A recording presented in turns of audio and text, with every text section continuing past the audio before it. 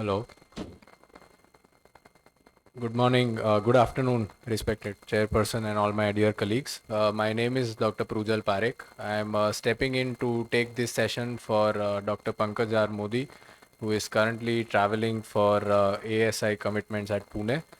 Uh, Being associated with him for the last decade, our unit has been, we've managed quite some workload for endocrine surgeries.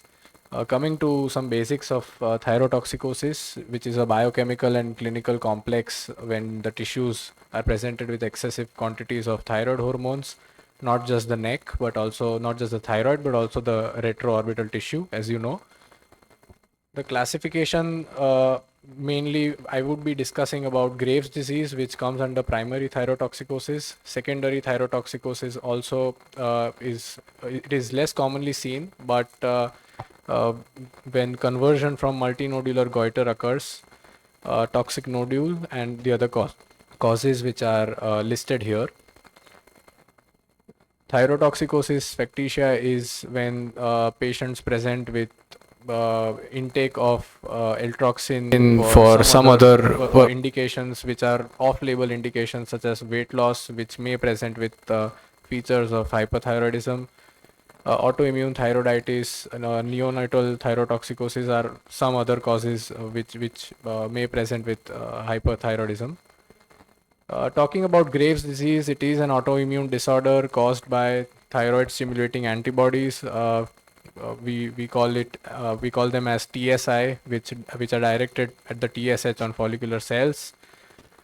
And the symptoms of Graves' disease: heat intolerance, excessive sweating, the adrenergic symptoms of nervousness, insomnia, tremors, dyspnea due to cardiac affection, diarrhea, and oligomenorrhea are some features of Graves' disease. The signs of hyperthyroidism are very intriguing. Whenever a patient comes to you in the OPD, you do observe some of these features in the patient. Uh, Usually the appearance of the patient, as you know, it has been very classically described, very anxious, restless and fidgety patient, having tremors on the fingers. Tongue tremors are very rare. Cardiovascular manifestations of wild pulse pressure, tachycardia, and sleeping pulse rate, which is usually very elevated. And the classical eye signs, which have been described in our textbooks, but I am not going to go into detail. And the toxic multinodular goiter, which comes under secondary thyrotoxicosis, which is when a long-standing multinodular goiter gains autonomy, functional autonomy, and if they become independent of TSH stimulation.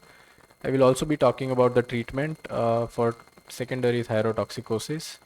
Cardiovascular involvement is more common in terms of the multisystem affection in secondary thyrotoxicosis as compared to the CNS affection.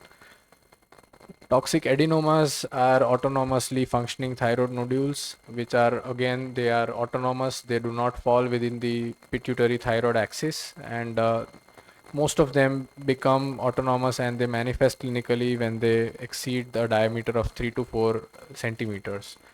Other varieties of thyrotoxicosis, which I have already mentioned before, the investigations are straightforward. Usually, the first investigation would be T3, T4, and TSH along with an ultrasound of the thyroid.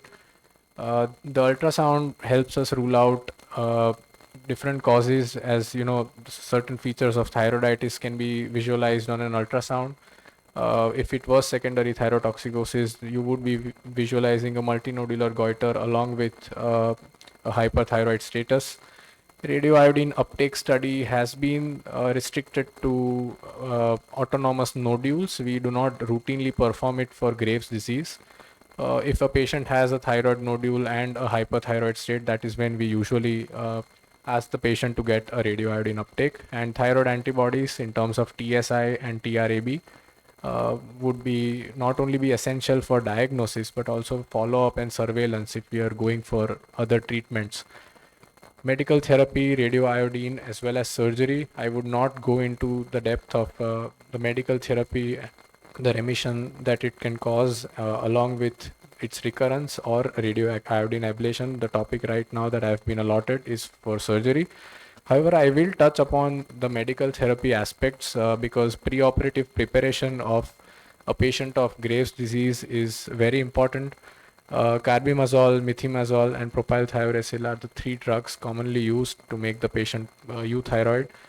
We commonly use carbimazole for induction dose of 40 milligrams in divided doses, as the half-life of carbimazole is about 6 hours. So the induction dose is 50 milligrams per day, 40 milligrams per day, which can go up to 60 milligrams. Once we start carbimazole, patients do get euthyroid within 4 to 8 weeks of therapy. We have to watch for agranulocytosis.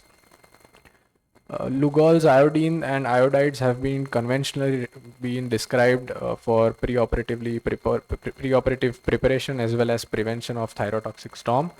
However, in our routine practice, we do not administer Lugol's iodine routinely. Beta blockers for symptoms, adrenergic symptoms of tremors and palpitations, we make it a point to prescribe beta blockers preoperatively for all patients.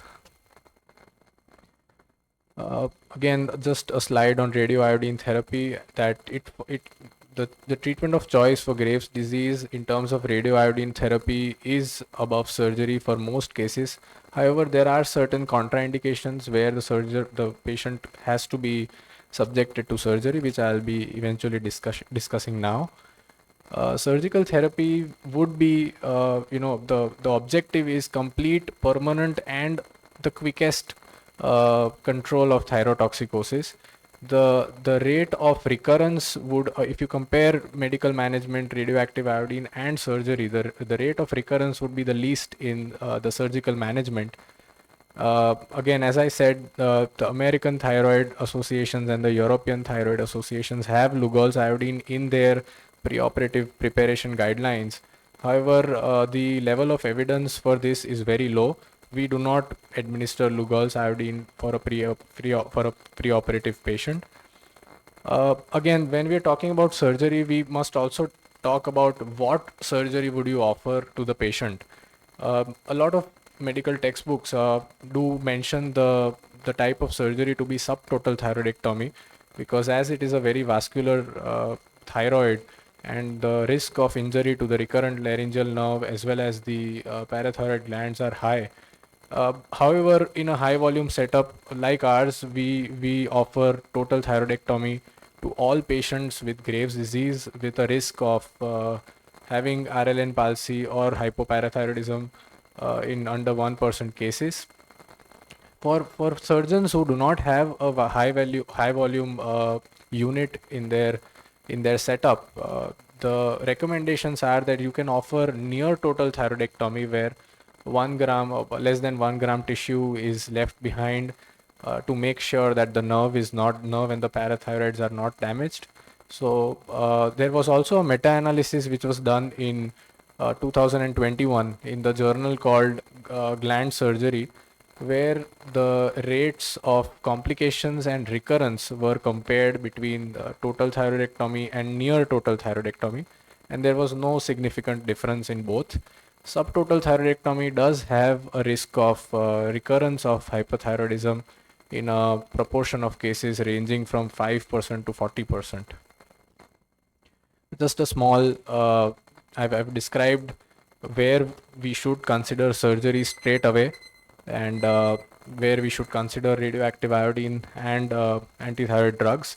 The most definite indications for surgery, I would say, would be a large goiter with compressive symptoms. Any patients who would be ineligible for radioactive iodine, such as pregnant patients, or if a patient is expecting a child within or planning for a pregnancy within 6 months, these patients which will not be eligible for radioactive iodine can be subjected to surgery. Patients with eye signs should not be subjected to radioactive iodine, as they do get aggravated after the RAI therapy, so they also fall in the category of surgery. Again, a brief breakup of all these three treatment modalities. there is a risk of hypoparathyroidism and RLN injury with surgery, but there is a permanent hypothyroidism and quick resolution of hyperthyroidism when we go with surgery. All right, my time's up here. Thyrotoxic crisis is very rarely seen now, uh, but it can be rarely encountered post-operatively when the patient presents with tachycardia, fever, and mental confusion. However, with a good preoperative preparation of the patient, this is rarely seen now. Thank you so much.